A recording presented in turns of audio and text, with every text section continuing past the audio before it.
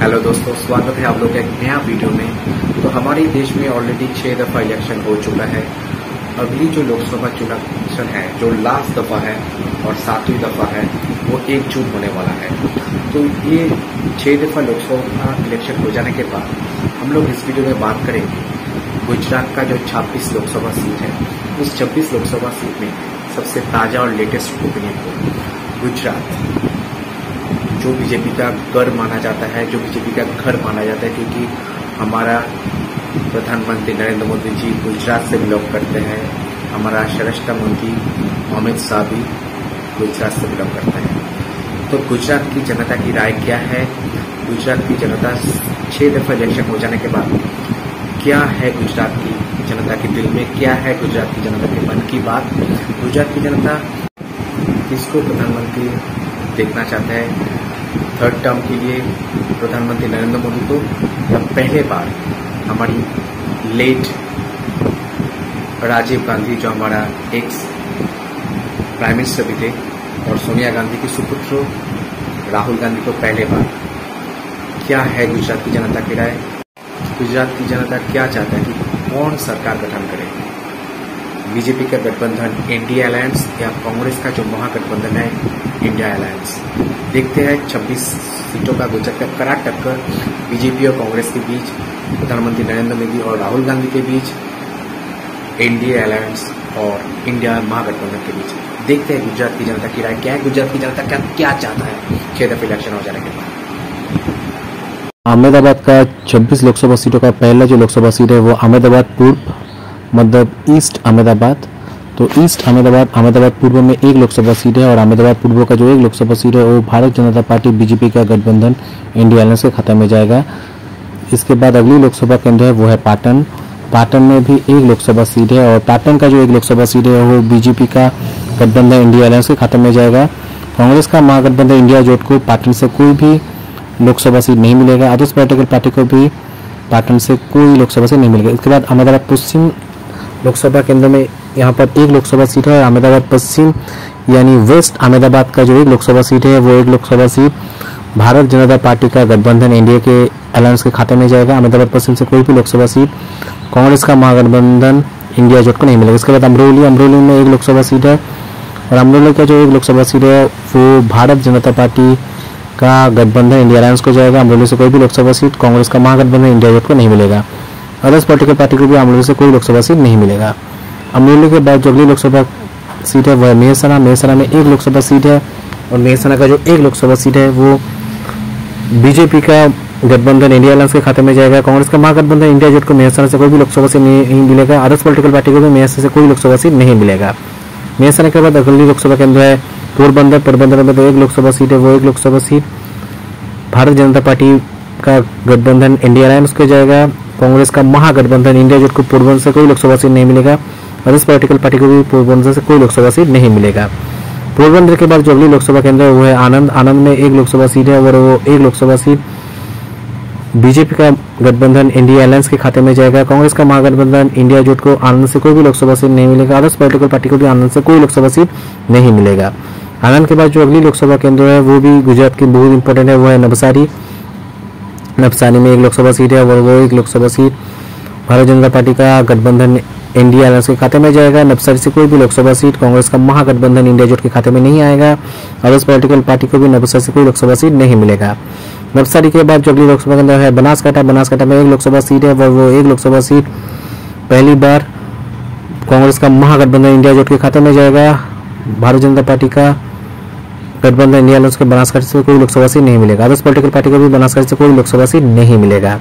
बनासकांठा के बाद अगली लोकसभा केंद्र है पंचमहल। पंचमहल में जो 1 लोकसभा सीट है वो 1 लोकसभा सीट भारत जनता पार्टी का गठबंधन इंडिया अलायंस के खाते में जाएगा। पंचमहल से कोई भी लोकसभा सीट कांग्रेस का महागठबंधन इंडिया जोट के खाते में नहीं आएगा। अदर्स पॉलिटिकल पार्टी को भी पंचमहल से कोई लोकसभा सीट नहीं मिलेगा।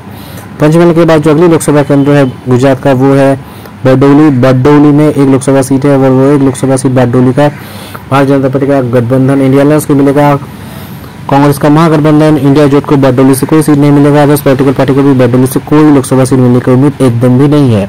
बारडोली के बाद जो अगली लोकसभा केंद्र है गुजरात का वो है भरूच। भरूच में 1 लोकसभा सीट है, वो 1 लोकसभा सीट कांग्रेस का महागठबंधन इंडिया जोट के खाते में जाएगा। तो देख पा रहे कि बनासकांठा के बाद भरूच का लोकसभा सीट भी कांग्रेस के खाते में जाएगा और भरूच से कोई भी लोकसभा सीट एनडीए का अलायंस को नहीं मिलेगा। इसके बाद बात करते हैं भावनगर का। भावनगर लोकसभा केंद्र में एक लोकसभा सीट है और भावनगर का जो एक लोकसभा सीट है वो भारतीय जनता पार्टी का गठबंधन इंडिया अलायंस के खाते में जाएगा। भावनगर से कोई भी लोकसभा सीट कांग्रेस का महागठबंधन इंडिया जुट के खाते में आएगा नहीं और आदर्श पॉलिटिकल पार्टी को भी भावनगर से कोई लोकसभा सीट नहीं मिलेगा। उसके बाद छोटा उदयपुर में एक लोकसभा सीट है, छोटा उदयपुर का एक लोकसभा सीट है तो भारतीय जनता पार्टी का गठबंधन इंडिया अलायंस के खाते में जाएगा। कांग्रेस का महागठबंधन इंडिया जुट को छोटा उदयपुर से कोई लोकसभा सीट नहीं मिलेगा। आदर्श पॉलिटिकल पार्टी को भी छोटा उदयपुर से कोई लोकसभा सीट नहीं मिलेगा। छोटा उदयपुर के बाद जो अगली लोकसभा केंद्र है वो है दादर में जो एक लोकसभा सीट है वो एक लोकसभा सीट भारतीय जनता पार्टी का गठबंधन इंडिया अलायंस को मिलेगा। यहाँ से कोई लोकसभा सीट कांग्रेस का महागठबंधन इंडिया जुट को खाते में नहीं आएगा। अदर्स पॉलिटिकल पार्टी को भी दावत से कोई लोकसभा सीट नहीं मिलेगा। इसके बाद जो अगली लोकसभा केंद्र है गुजरात का है गांधीनगर में एक लोकसभा सीट है और एक Lok Sabha seat Bharatiya Janata party BJP का गठबंधन इंडिया अलायंस के जाएगा। कांग्रेस का महागठबंधन इंडिया जुट को गांधीनगर से कोई भी लोकसभा सीट नहीं मिलेगा। अदर्स पॉलिटिकल पार्टी को भी गांधीनगर से कोई लोकसभा सीट नहीं मिलेगा। गांधीनगर के बाद जो अगली लोकसभा केंद्र है वो है जामनगर में एक लोकसभा सीट है और वो एक लोकसभा सीट भारतीय जनता पार्टी का गठबंधन इंडिया अलायंस के जाएगा। जामनगर से कोई भी लोकसभा सीट कांग्रेस का महागठबंधन इंडिया जुट के खाते में नहीं आएगा। अदर्स पॉलिटिकल पार्टी को भी जामनगर से कोई लोकसभा सीट नहीं मिलेगा। जामनगर के बाद बात करते हैं अगली लोकसभा केंद्र की गुजरात की और जामनगर के बाद जो अगली लोकसभा केंद्र है जूनागढ़ में एक लोकसभा सीट है और वो एक लोकसभा सीट भारतीय जनता पार्टी का गठबंधन इंडिया अलायंस के खाते में जाएगा। कांग्रेस का महागठबंधन इंडिया जुट को जूनागढ़ से कोई भी लोकसभा सीट नहीं मिलेगा। अदर्स पॉलिटिकल पार्टी को भी जूनागढ़ से कोई लोकसभा सीट नहीं मिलेगा।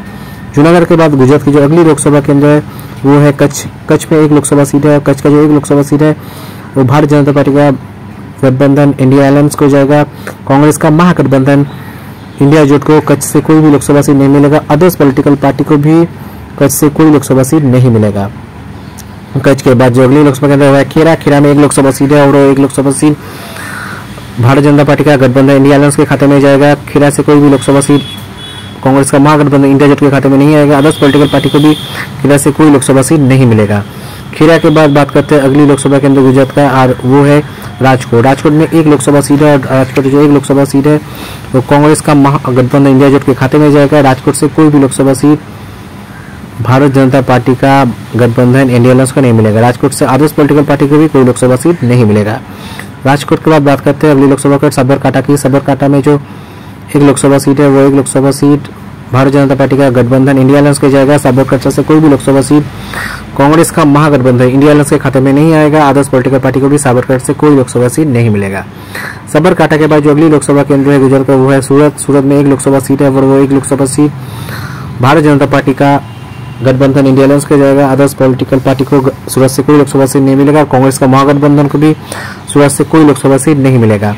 सूरत के बाद जो अगली लोकसभा केंद्र है गुजरात का वो भी बहुत ही इंपॉर्टेंट महत्वपूर्ण है वो है सुरेंद्रनगर में एक लोकसभा सीट है और वो एक लोकसभा सीट भारतीय जनता पार्टी का गठबंधन इंडिया अलायंस के खाते में जाएगा। सुरेंद्रनगर लोकसभा सीट से कोई लोकसभा सीट कांग्रेस का महागठबंधन इंडिया जुट को और आदर्श पॉलिटिकल पार्टी को भी नहीं मिलेगा। किसी को भी एक सीट नहीं मिलेगा। इसके बाद बात करते हैं बड़ोदरा की। बड़ोदरा में जो एक लोकसभा सीट है वो एक लोकसभा सीट भारतीय जनता पार्टी का गठबंधन इंडिया अलायंस को मिलेगा। बड़ोदरा से कोई लोकसभा सीट इंडिया महागठबंधन को नहीं मिलेगा और बड़ोदरा से आदर्श पॉलिटिकल पार्टी को भी कोई लोकसभा सीट नहीं मिलेगा। इसके बाद लास्ट गुजरात की जो अंतिम लोकसभा सीट है वो है वलसाड में जो एक लोकसभा सीट है वो भी भारतीय जनता पार्टी का गठबंधन इंडिया अलायंस को जाएगा। राहुल गांधी का कांग्रेस का महागठबंधन इंडिया जुट को बालसाड से कोई लोकसभा सीट नहीं मिलेगा। अदर्स पॉलिटिकल पार्टी को भी बालसाड से कोई लोकसभा सीट नहीं मिलेगा। तो देख पा रहे हैं कि गुजरात को जो 26 लोकसभा सीट है 26 लोकसभा सीटों का ताजा ओपिनियन पोल 6 फेज लोकसभा हो जाने के बाद जहां पर साफ दिखाई दे रहा है कि गुजरात में एक तरफा भारतीय जनता पार्टी का गठबंधन इंडिया अलायंस का जीत होगा और सिर्फ 26 सीटों से सिर्फ 3 सीट मिलेगा राहुल गांधी का कांग्रेस का महागठबंधन इंडिया जुट को। और अगर न्यूमेरिकल सुप्रीमेसी की बात करें तो 20 सीट 26 सीटों में 20 सीट ज्यादा मिलेगा भारतीय जनता पार्टी का गठबंधन इंडिया अलायंस को, क्योंकि सिर्फ 3 सीट मिलेगा 3 सीट कांग्रेस का महागठबंधन इंडिया जुट को, मतलब 20 सीट कम मिलेगा। 26 सीटों से 20 सीट कम मिलेगा कांग्रेस का महागठबंधन इंडिया जुट को। तो गुजरात की जनता तीसरी बार प्रधानमंत्री नरेंद्र मोदी को प्रधानमंत्री के हिसाब से देखना चाहते हैं। गुजरात का 26 लोकसभा सीटों का ताजा ओपिनियन पोल का सर्वे का ये वीडियो यहाँ पर समाप्त हो रहा है। उम्मीद करते ये वीडियो आप लोगों को अच्छा लगा है। तो अगर ये वीडियो आप लोगों को अच्छा लगे तो जरूर इसको लाइक कीजिएगा, कमेंट कीजिएगा, शेयर कीजिएगा। अगर first time Kolkata couple blogs के चैनल पे आया है तो जरूर इस चैनल को सब्सक्राइब करना मत भूलिए, क्योंकि हमारा लोकसभा चुनाव का, क्योंकि अभी 6 दफा लोकसभा इलेक्शन ऑलरेडी हो चुका है, सिर्फ 1 दफा बाकी है जो अगले 1 जून होगा। 7 दफा जो लास्ट दफा और 7 दफा इलेक्शन जो अगला 1 जून होने वाला है, अपकमिंग अगले शनिवार। तो लोकसभा चुनाव की सबसे ताजा और सबसे तेज खबरें पाने के लिए हमारे चैनल को सब्सक्राइब करना मत भूलिए, क्योंकि ये चैनल आप लोगों का चैनल है, ये चैनल हर एक भारतीय का चैनल है, ये चैनल आप लोगों की वजह से ही चलता है। तो प्लीज इस चैनल को सब्सक्राइब कीजिएगा। तो हमारी ये लोकसभा चुनाव 2024 का सबसे ताजा सबसे तेज खबरें सबसे पहले आपके पास पहुंचेगा। तो चलिए मिलते हैं और एक नया वीडियो में लोकसभा चुनाव 2024 के ऊपर, क्योंकि हमारे जो लोकसभा चुनाव की पर्व है वो हमारा देश की गर्व है, वो हमारे देश की गर्व है। तो हर एक भारतीय का गर्व है ये चुनाव। आइए एक नया देश करते हैं, एक नया भारत गठन करते हैं जो ऑलवेज नंबर 1 रहेगा और सबसे विश्व का सबसे ताकतवर देश बनेगा। अमेरिका, चीन, रशिया से भी ताकतवर हमारा ये देश इंडिया बनेगा। ऐसे सरकार हम लोग गठन करेंगे, ऐसे देश हम लोग गठन करेंगे 140 भारतीयों मिलकर। और ये चैनल 140 करोड़ भारतीयों का चैनल है। तो हमारे साथ रहिए, हमारे पास रहिए, देश के साथ रहिए। जय हिंद, वंदे मातरम। फिर मिलते हैं लोकसभा चुनाव 2024 के नया वीडियो से।